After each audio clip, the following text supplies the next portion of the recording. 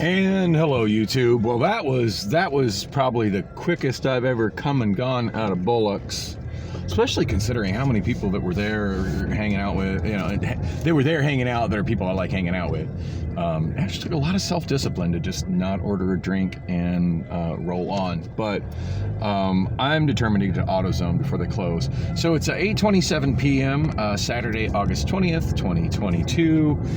Yeah, I miss Boston, and I had two people that were like, "Oh yeah, he was here. He was tanked. He was here drinking all day. He had to go." I'm like, well, damn. Which is, I'm really bummed. I miss him. I feel like I gotta probably try to make some effort to see him before Thursday. If for no other reason that I'd like to kind of let him know that, hey, didn't forget your birthday. Fuck, my sleep schedule got hosed, and but you know, definitely happy belated birthday, and I don't know, just let him know that I was thinking of him on his birthday and wanted to see him on his birthday and buy him a 1 day late birthday shot, or 2 days later, however many days it is. But definitely try to make an effort to see him before Thursday, since of course he knows I'm just going to come in on Thursday because that's the day I work. Anyway, Jazzy was in there. Always happy to see her.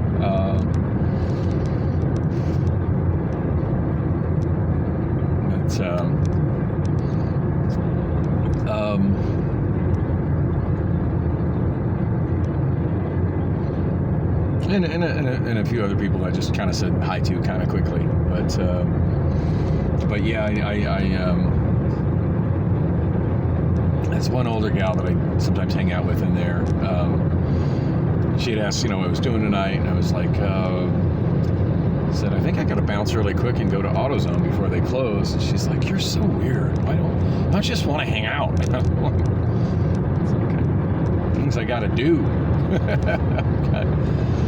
I mean, I'm all for hanging out sometimes, but sometimes I gotta get things done in the hours I can get things done in. And it is 8:28, and AutoZone closes at 9, according to Google Maps. So I'm heading to the one on.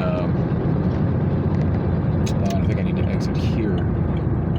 Yeah, this is Indian School. I'm headed to the one on 19th Avenue. I forget exactly where it is on 19th Avenue, but I know it's between Indian School and Thomas on the east side of the road. I forget exactly where it is. I'm forgetting as to whether or not it's north or south of Osborne. Usually I'm better than that at remembering where things are, but that's fine. It's not like I can take Osborne from this side of I-17. So. Move, truck. Get out the way. Get out the way, truck. Nice blinker, truck. Oh, as I'm turning left without a blinker on. Oh, all right, that was a moment.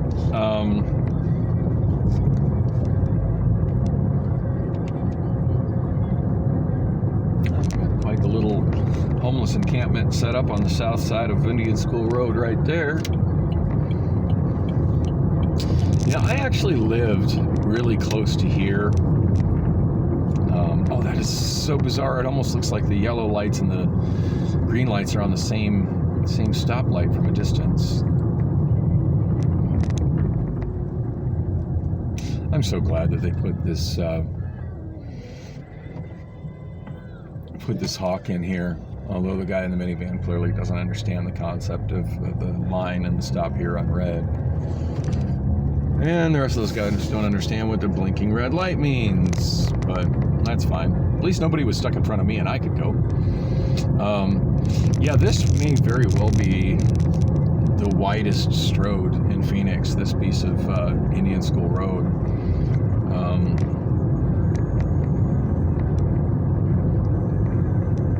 I think it's 4 lanes going in one direction and 3 in the other, and then a center turning lane plus bike lanes.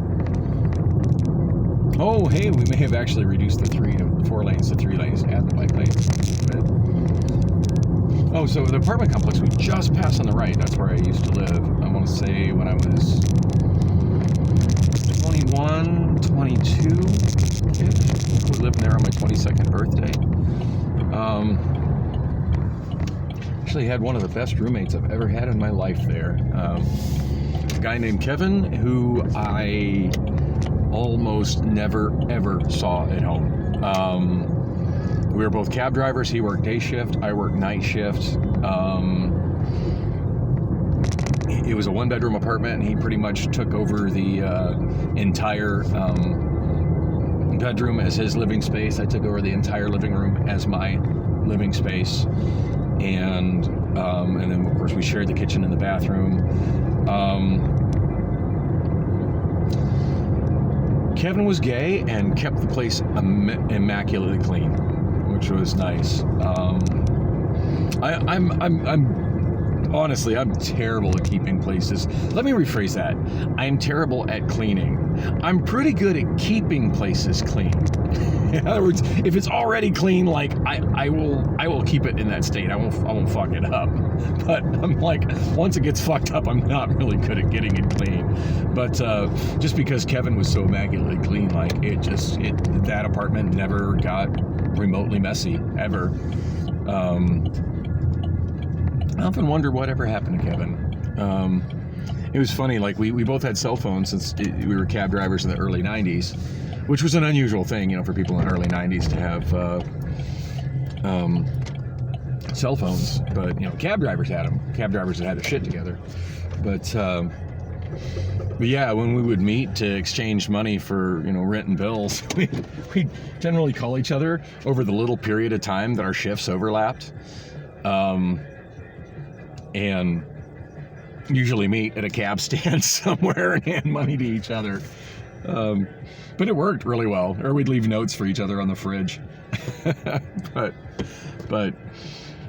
that's generally I'm pretty anti-roommate, but man, if you could ever get yourself into like that kind of roommate situation where you and the other person work 12-hour shifts and can like mutually respect each other's space and stay out of it. It's for the most part, it was like it felt like living alone with a maid. It really did.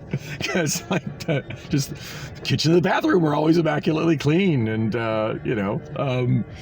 I never opened his bedroom door ever. When I got home, his bedroom door was closed. I left it closed. The only thing that he had that was his that existed in the common space, and I had told him I was completely cool with it and actually wanted that there, is he had a giant talking parrot. I forget what kind of parrot it was. It was this huge thing. It was like a pirate up on your shoulder kind of thing. And it talked up a storm. But yeah, it was in a cage, kind of in the like the where the dining, like probably where the dining table would be if we had a dining table. So kind of common space, but between the living room and the kitchen, and in an area that was tile as opposed to carpet, because Buddy, the bird's name was Buddy. Buddy sometimes would throw shit out of his cage, so it was a lot easier to sweep that up off the tile than it would have been to try to get it out of carpet. Because the living room, which was all pretty much my space, was all carpet. But yeah, really fun memories of that apartment. And this neighborhood was really not bad in the early 90s. Like the big check cashing place, that's always a bad sign. When you see businesses getting replaced with check cashing places, like that's a sign your neighborhood is going to shit. But back then it used to be a kind of a mid-priced Mexican food place called Dos Pesos that was excellent. And Food City used to be an Albertsons. That's another indication of Food City usually not in the best of neighborhoods. Albertsons, generally they don't operate in shitty neighborhoods. So, yeah, for people that have only lived in Phoenix, say, the last 10 years, it's hard to imagine 19th Avenue and Indian School being a decent part of town. But I swear to God, in the early 90s, while it wasn't a great part of town, it wasn't a bad part of town either. Anyway, it is 8:36. I really got to wrap this up. I got to get Run it through my head. Wiper blades. Turn signal light, headlight.